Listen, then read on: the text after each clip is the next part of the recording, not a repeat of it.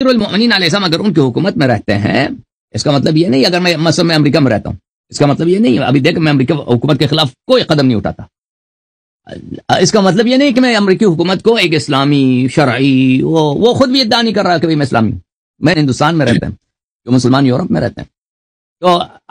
یہ عرض ہے آپ کی خدمت میں۔ پھر آپ اپنی کتابوں کو بھول گئے ہیں بھائی، اپنی کتابوں کو بھول گئے ہیں۔ یہ کتاب صحیح مسلم ہے، یہ حدیث آپ دیکھ لیں، پھر آپ کے سارا جو ہے نا آپ کے مولویوں کے ساری باتوں کا جواب آپ کو مل جائے گا۔ یہاں پہ ایک باب ہے، باب الامر بالصبر عند ظلم الولاة واستئثارهم۔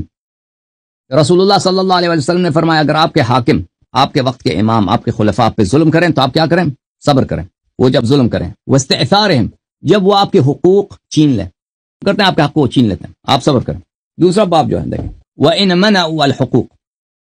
امیر کا آپ نے اطاعت کرنا، چاہے وہ کتنا فاسق آدمی ہو اور مسلمانوں کے حقوق کو وہ پامال کرتا ہے،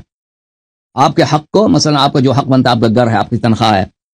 آپ کی جو جائے وہ چھین لیتا ہے آپ سے، آپ کو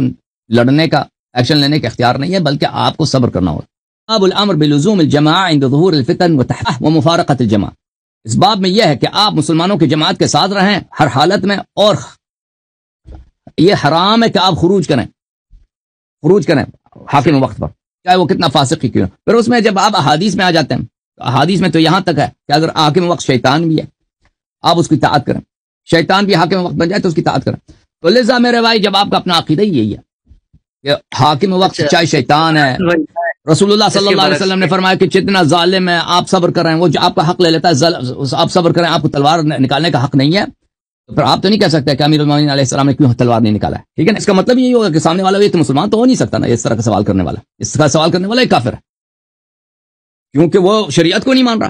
ٹھیک ہے نا۔ تو آپ یہ جو سوال آپ کے مولویوں نے آپ کو سکھایا نا، یہ آپ کی یہ سوال کا اساس کفر پر ہے، یہ جو ہے نا آپ کے مولویوں کے پاس اس کے سوا کچھ ہے بھی نہیں، ان کی تقریر سنے نا وہ آخر میں اسی پہ آ جاتے ہیں، ادھر جاؤ ادھر جاؤ، اس کے دلیل امیر المومنین علیہ السلام نے ان کے خلاف تلوار نہیں اٹھایا۔